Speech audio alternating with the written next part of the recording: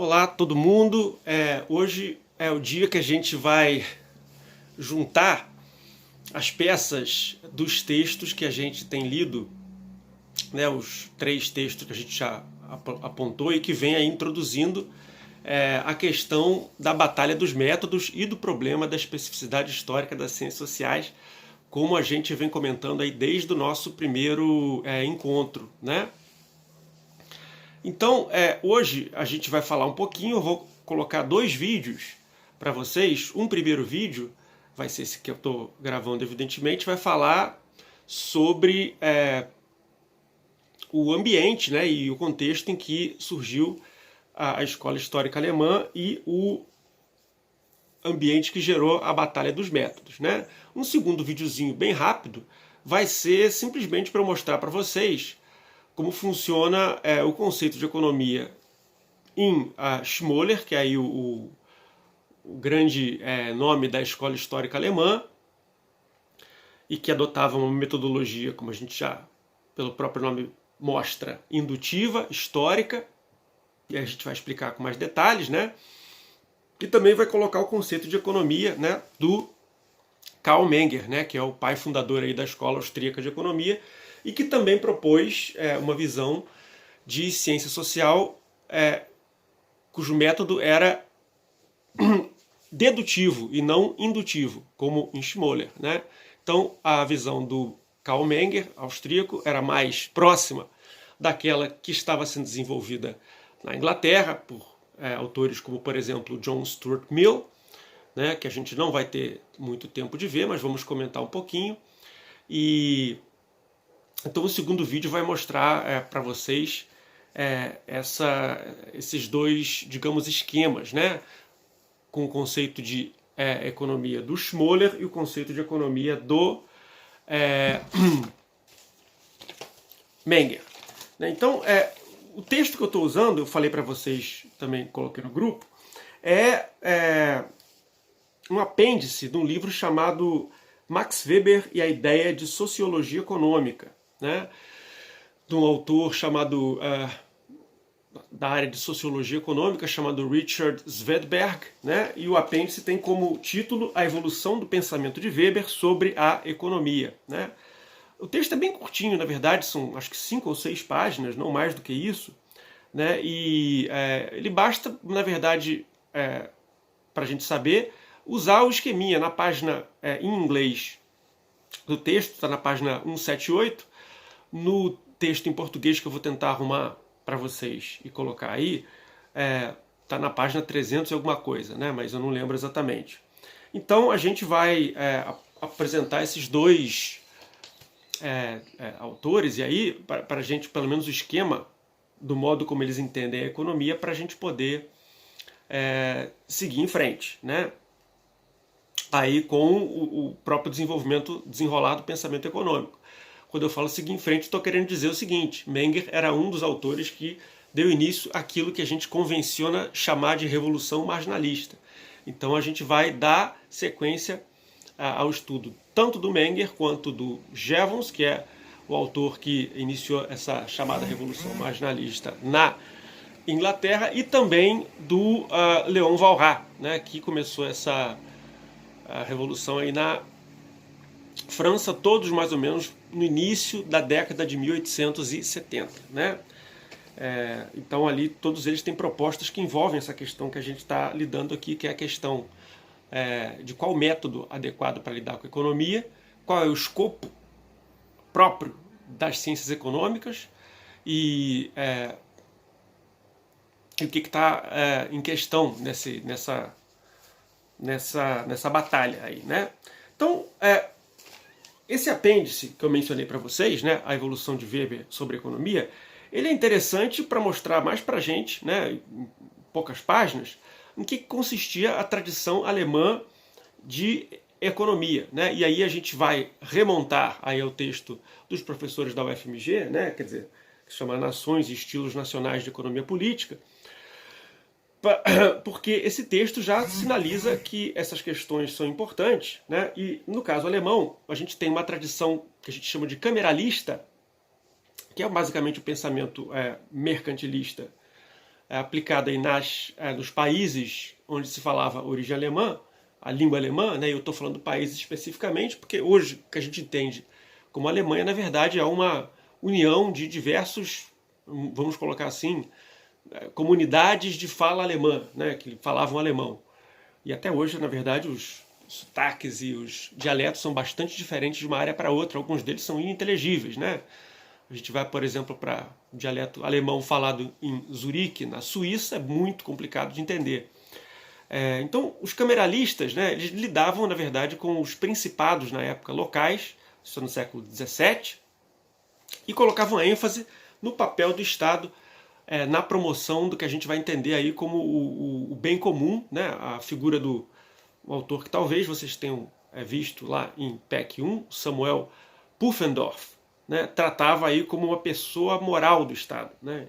A influência do Hobbes, Thomas Hobbes, sobre Pufendorf é grande, mas a diferença que a gente tem é que enquanto Thomas Hobbes imaginava o Estado como sendo uma pessoa fictícia, né, que dava conta aí do bem comum de uma comunidade, e aí, por esse bem comum, hobbesianamente, a gente entende mais ou menos a manutenção da vida e a não violência, o Pufendorf já colocava a ideia de que não era apenas uma pessoa fictícia, mas uma pessoa moral, que dava conta da gente através da figura do Estado, né? O Estado nada mais é do que o representante desse bem comum ao qual a gente tem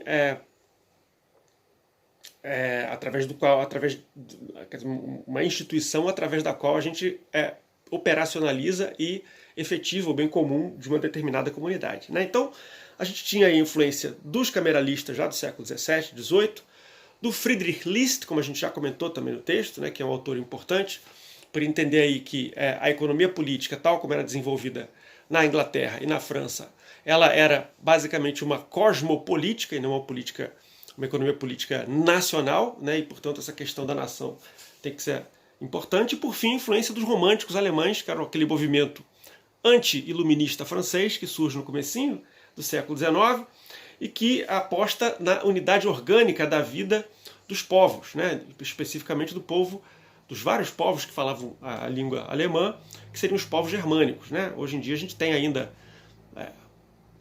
quando a gente fala o nome do país hoje em dia, em português é Alemanha, né? Mas na verdade os alemanos são apenas um desses povos aí que falam alemão, né? A palavra Deutschland, né, que é o nome do país em língua alemã, na verdade é a terra dos teutos, né, que é outra tribo. Então, de língua alemã, a palavra em inglês Germany, né, que vem dos germanos, que também é outra comunidade de língua alemã. Então, todos esses povos aí, né, os alemanos, os germanos, os teutos, se juntaram para fazer o que a gente hoje chama aqui em português de Alemanha, né?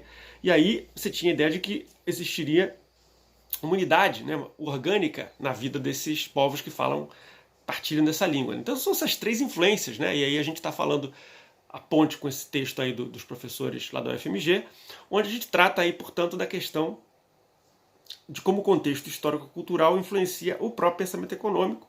E no caso dos alemães, isso veio através do método histórico, o método indutivo, né? No texto, a gente vai colocar aí vários autores, né? O Wilhelm Horscher, né? Que é aí considerado o primeiro autor dessa escola, né?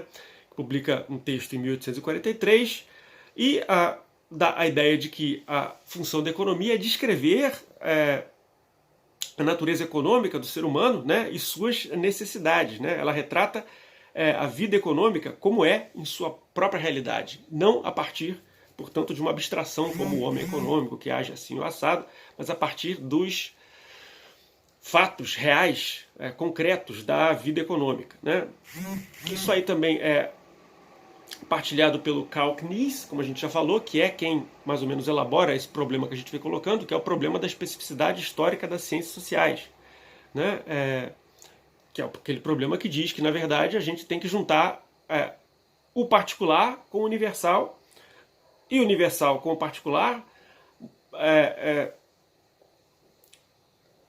mesmo sabendo que os seres humanos são muito diferentes de um lugar e de uma época distintos, né? Então, quer dizer, se você parte uma teoria montada no Brasil do século XX, como que eu posso garantir que essa teoria vai ser aplicável à Argentina do século XXII, ou à Argentina do século XVII, ou a Guiné-Bissau do século XXIII, né?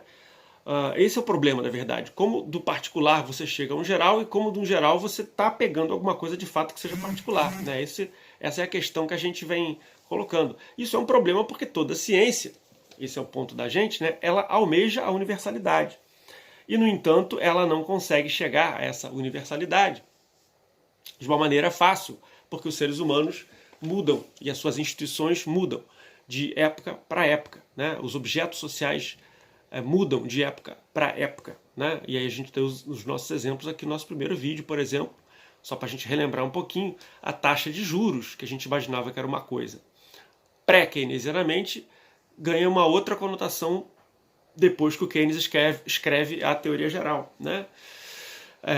A ideia de salário, por exemplo, né? que é um objeto social específico das sociedades modernas capitalistas. Como é que a gente trata essa ideia de salário, por exemplo, numa comunidade indígena?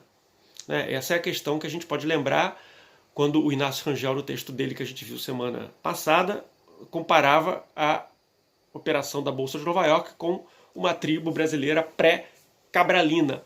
Como que a gente pode tratar as duas coisas e lidar com algo que seja geral, universal, e ao mesmo tempo não se descolhe do particular, né? Então esse é o problema da especificidade histórica, né? E aí o Schmoller é o grande sujeito que dá conta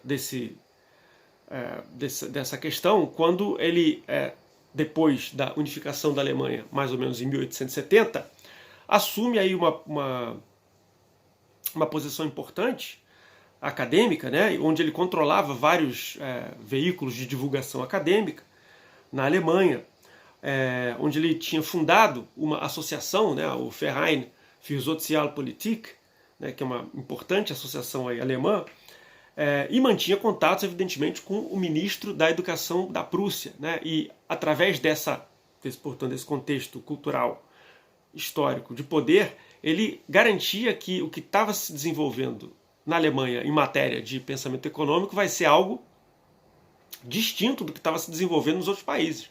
Ele chegou a proibir mesmo que você tivesse a teoria inglesa ou de caráter inglesa sendo ensinada nas universidades alemãs, né? E aí a ideia dele é que a economia não deve ser reduzida a uma mera teoria das trocas e dos mercados, né? Mas deve ser, nas palavras dele, uma grande ciência moral e política, né? Ou seja, ele já pressupunha aí que a própria economia surge a partir de um determinado contexto específico, né? E a gente tem que dar conta disso aí. É o que a gente viu nos textos anteriores, né?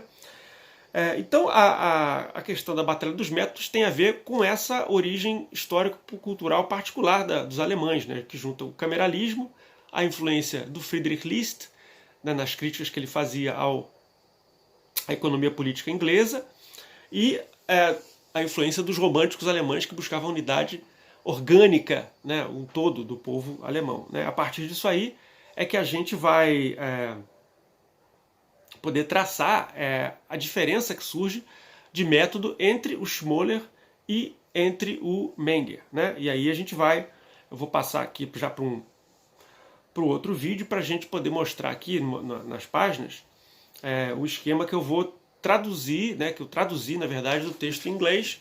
É um esquema um pouco modificado para tentar explicar com mais detalhamento o que estava em jogo ali na batalha do Menger contra o Schmoller, tá? Então eu vou gravar o próximo vídeo e ali eu vou colocar para vocês só a tradução ali da figura que está no livro, na edição inglesa que eu não consegui colocar para vocês, página 178, né? Quer dizer, a concepção de economia do Schmoller e a concepção de economia do Menger, que vão fundar essa batalha dos métodos, tá? Então eu vou gravar já outro vídeo para vocês.